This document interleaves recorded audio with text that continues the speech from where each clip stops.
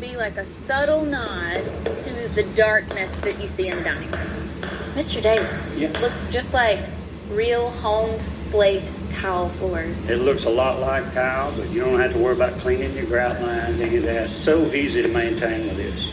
Yeah. This has a cushion on the back. Yeah. Much better on your feet all day. It does feel better, like if you were standing on it for a long time. Right. It was a risk, okay? I've never done this before. Well, you told me it's going to be like a black slate. And so in my mind... Like one, I said. We're going... Like a black slate. I was imagining tile. It sort of is. LVT stands for luxury vinyl tile.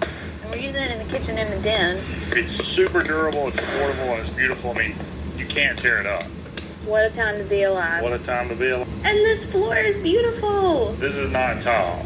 You think it's slate, but it's not. This is vinyl. That is a That's vinyl vinyl? tile.